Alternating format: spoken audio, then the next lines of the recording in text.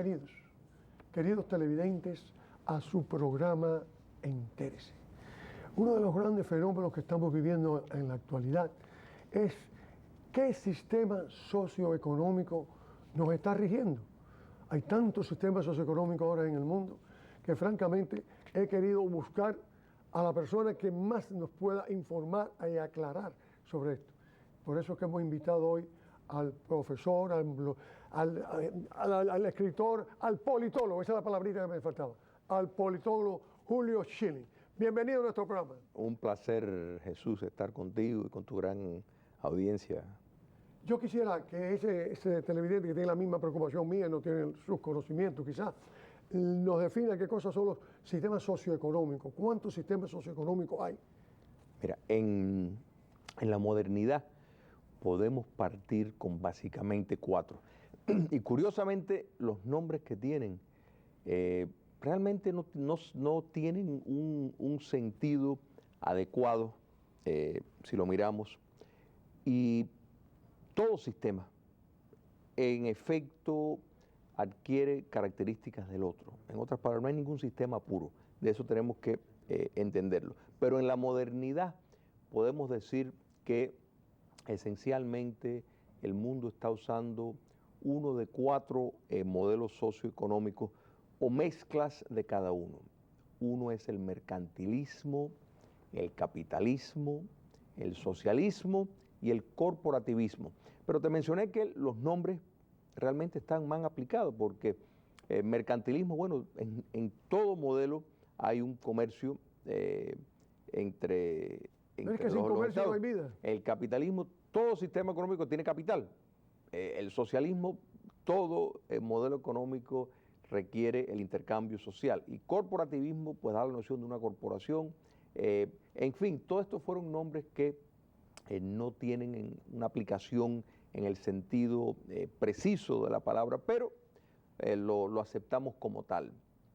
Las características, por ejemplo, del mercantilismo en la modernidad es la existencia de la propiedad privada, del comercio, pero donde el Estado escoge y regula la economía a gran capacidad, es quien da las concesiones a las empresas para operar.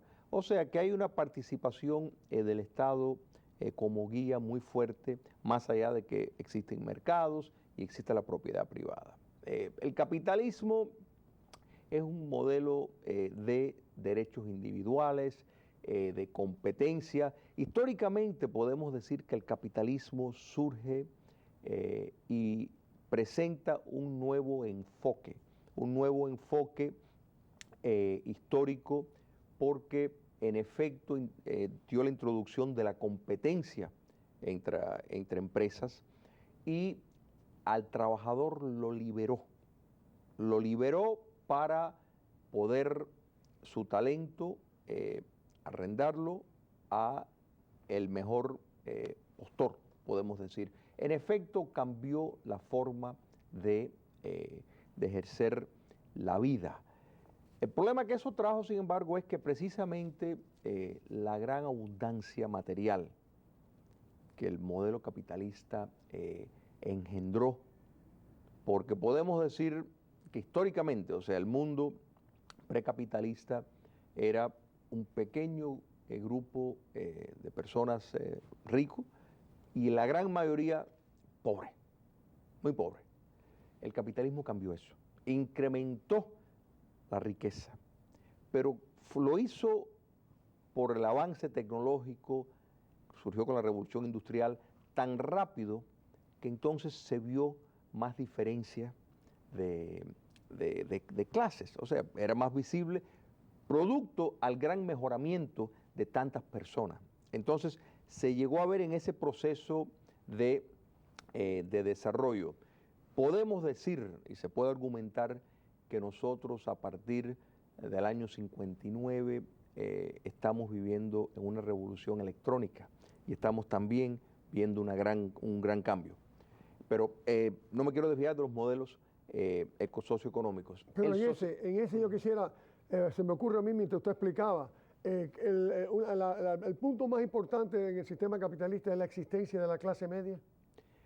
fue uno de los fue uno de los gran propulsores de eso, precisamente porque el establecimiento de la empresa pequeña, de la competencia de las empresas, los inventos, o sea, el capitalismo como fue diseñado a operar con derechos individuales, un Estado de Derecho amparando ese esquema, en efecto fue algo completamente nuevo. El capitalismo no inventó la propiedad privada, pero sin lugar a duda lo llevó a una perfección en su implementación y para su uso como ningún otro. En reacción al capitalismo surge el modelo económico socialista.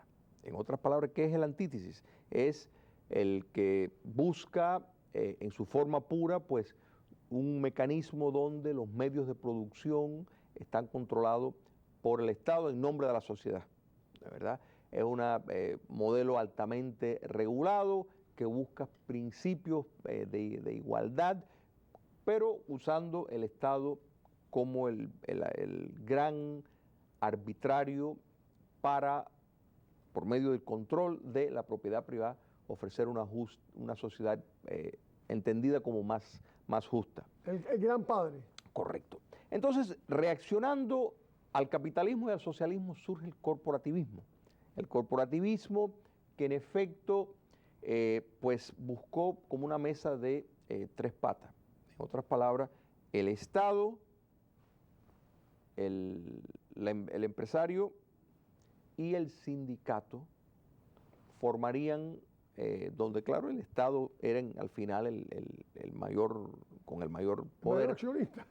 Exacto, el que organizaría la sociedad y la economía basado en el principio de esa mesa de tres patas. Fue una reacción, o sea, esto fue un gran, podemos decir, invento de la intelectualidad católica con el fin de buscar una tercer vía, si se quiere, entre el capitalismo y el socialismo.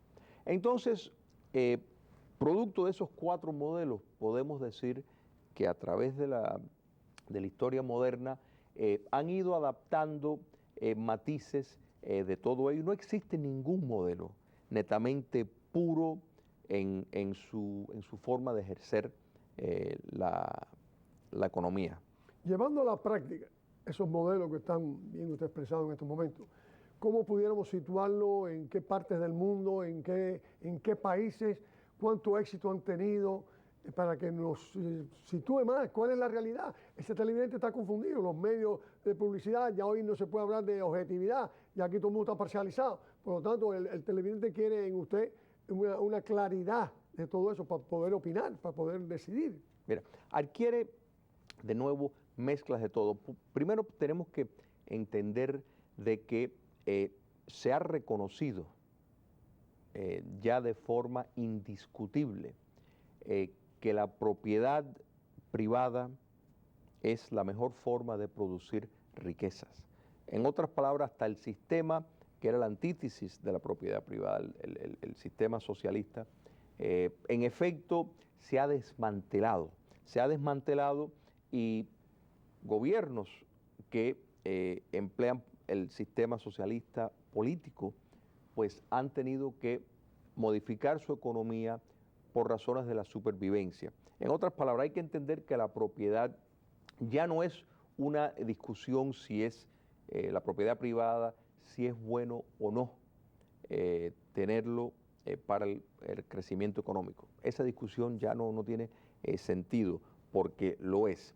Lo que ha variado es, bueno, en qué forma se va a utilizar la propiedad privada, qué papel va a jugar el Estado como árbitro en la administración de la propiedad privada para producir los resultados que quieren. Y es ahí donde se han mezclado muchos de los modelos.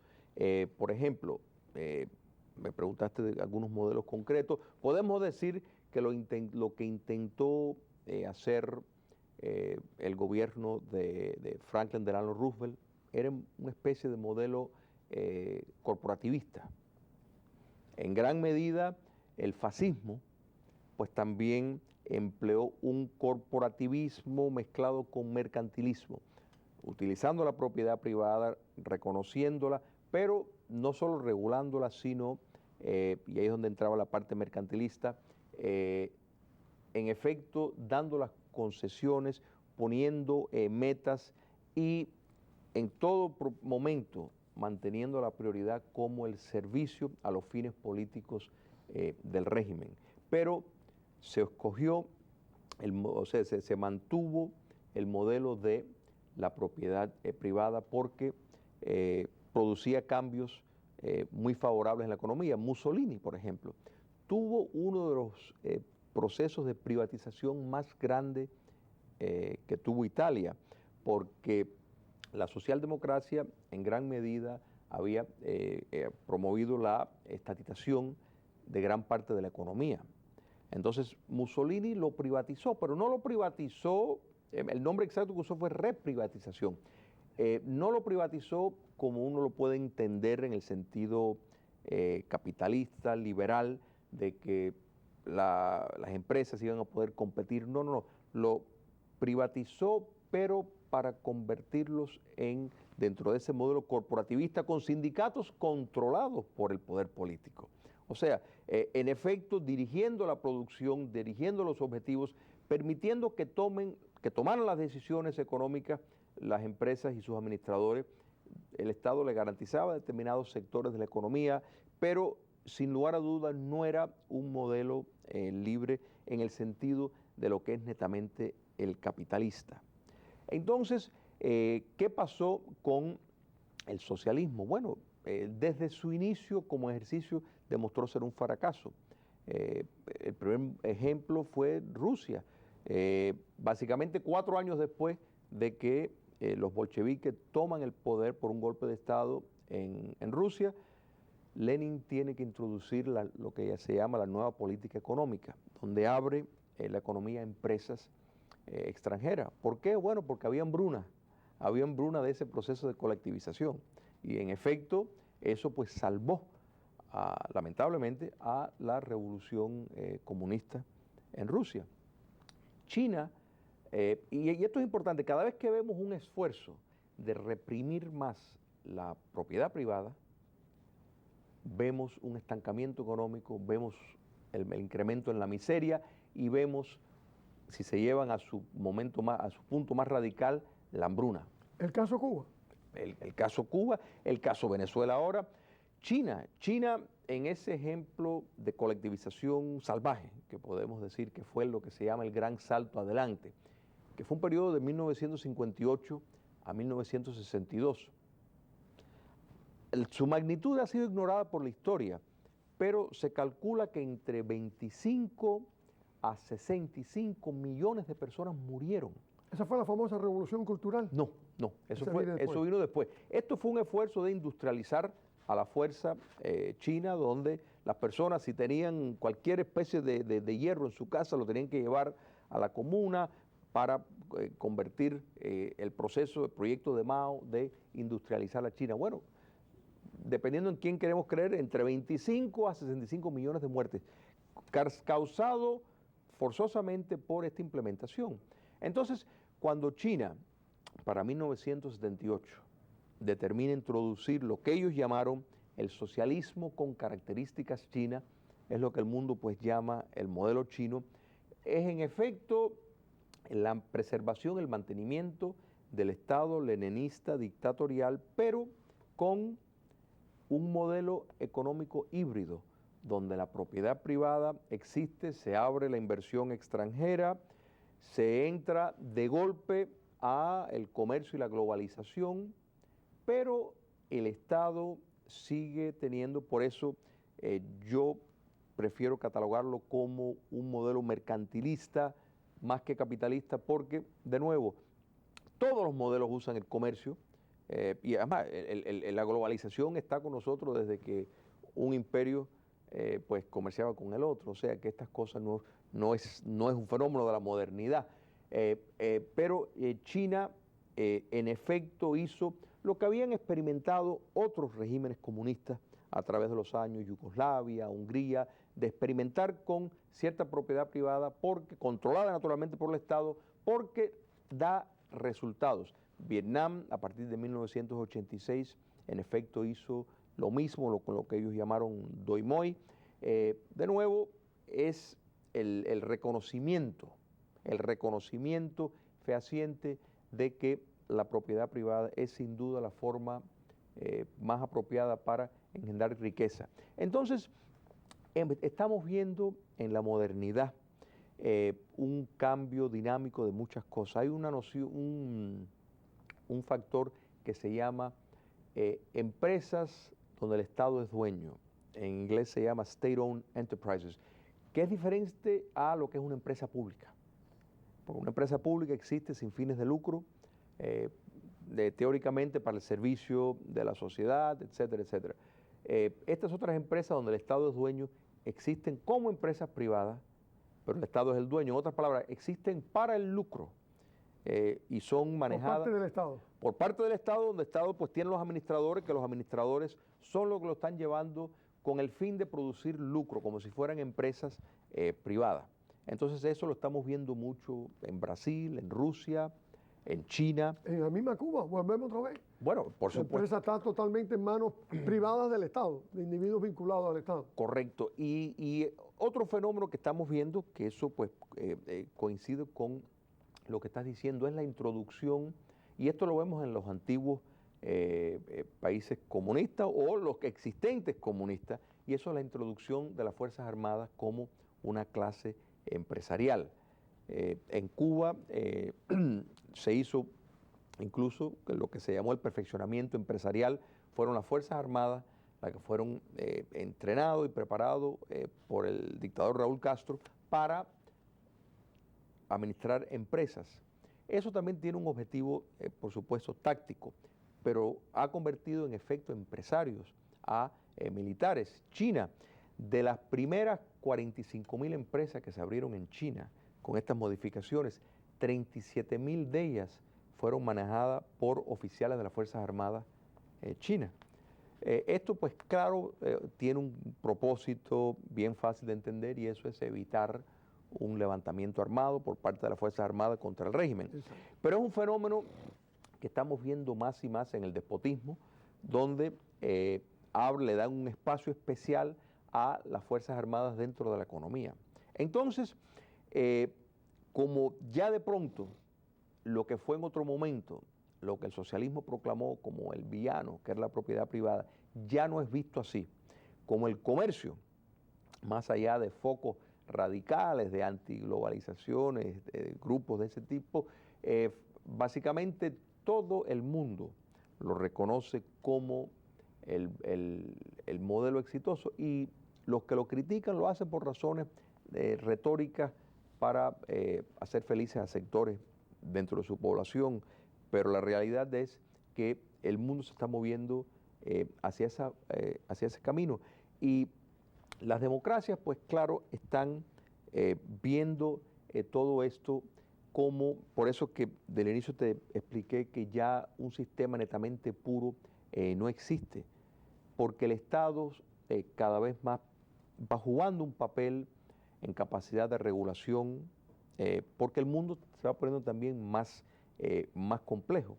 En ese sistema, y perdón que le interrumpa, que usted está hablando ahora, ¿qué juega la libertad? Bueno, es fundamental, y eso en parte tiene que ver mucho con lo que está la competencia económica que existe entre democracias y dictaduras. Por ejemplo, el modelo económico que se ejerce en China, como no se observan ni se respetan libertades civiles, pues una empresa establecida en China, en efecto, se puede llevar a cabo como un régimen militar. En otras palabras, para un empresario que pone ahí un negocio en China, pues puede tener una fuerza laboral que le puede trabajar las 24 horas con un capataz, básicamente siguiendo un régimen militar, operando, y como no hay derechos laborales, pues entonces en ese sentido las democracias compiten desfavorablemente desde un punto de vista netamente económico, porque en las democracias sí se respetan los derechos laborales. El sindicalismo.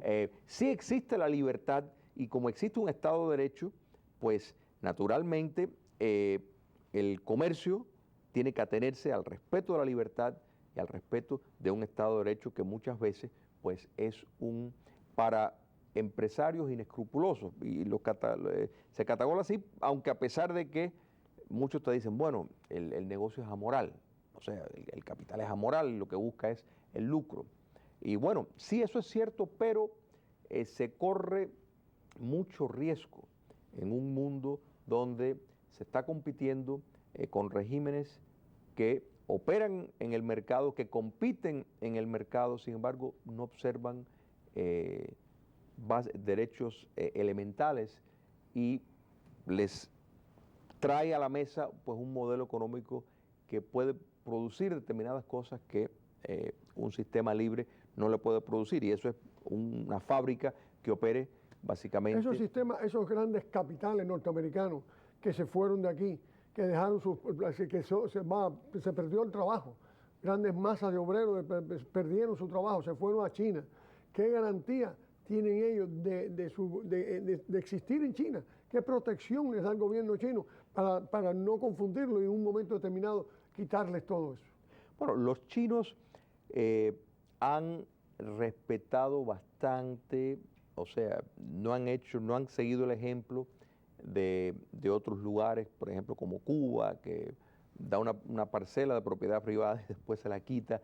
Los chinos han observado y han respetado eso más porque les ha funcionado, porque se han dado cuenta que no tienen que expropiar para lograr los fines que quieren, porque en efecto controlan la economía muy bien y controlan la sociedad.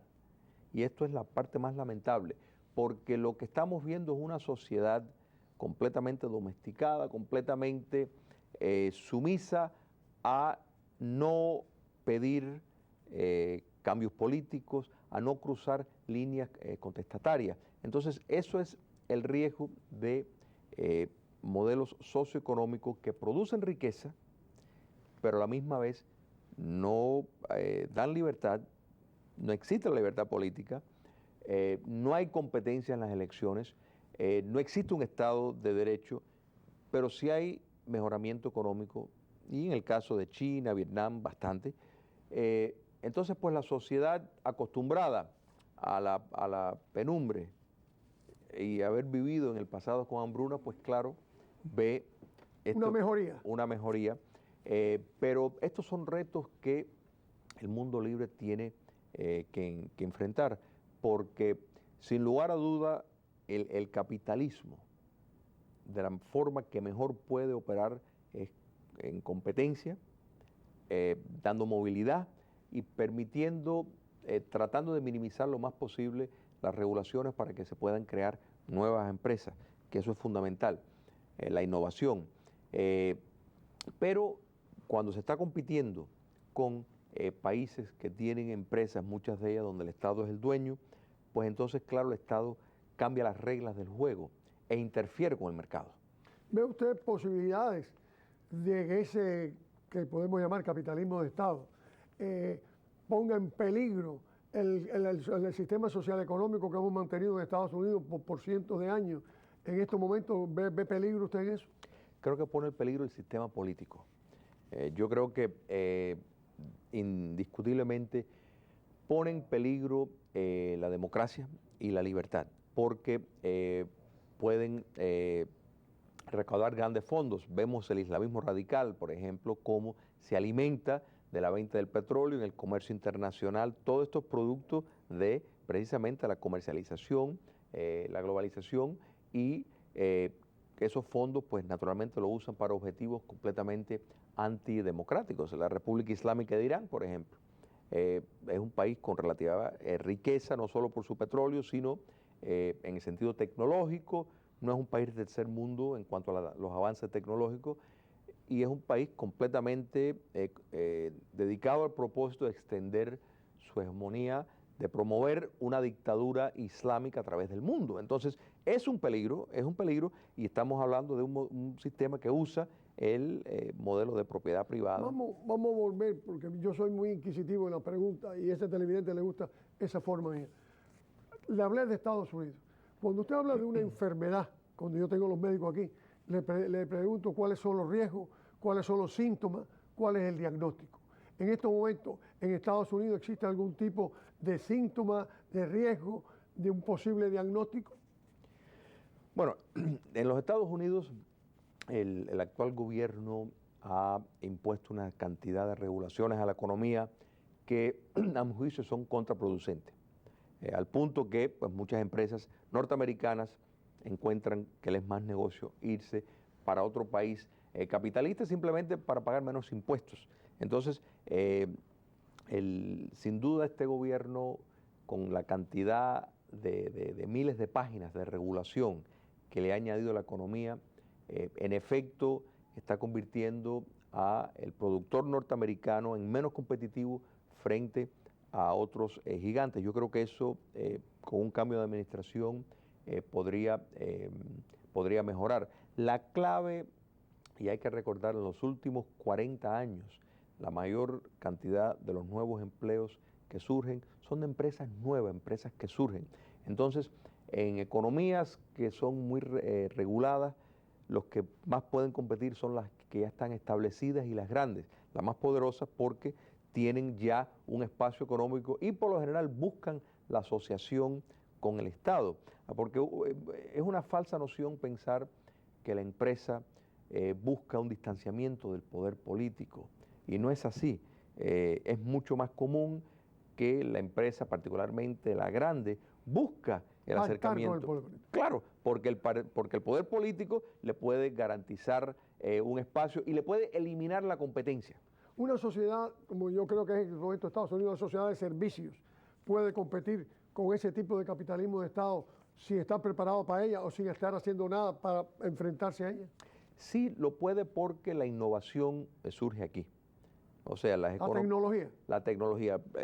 Cuando miramos la cantidad de patentes que tiene China comunista comparada con los Estados Unidos, comparada con Japón, no admite espacio porque las ideas surgen en los países libres. Entonces, claro, ellos la tratan de copiar, la tratan de imitar, y más allá de que sean centros de asemblaje, en el caso particularmente de China, el porciento de la riqueza que se quedan es mínimo, o sea, es más el dinero que se queda con quien diseñó el producto. Bueno, señores, yo creo que ha sido sumamente claro nuestro politólogo, nuestro escritor, nuestro amigo Julio Schilling hoy, en decirle a ustedes qué está pasando desde el punto de vista socioeconómico en el mundo. Así que, sin más, dándole las más expresivas gracias una vez más a Julio, se despide de ustedes. Hasta el próximo domingo. Jesús Angulo.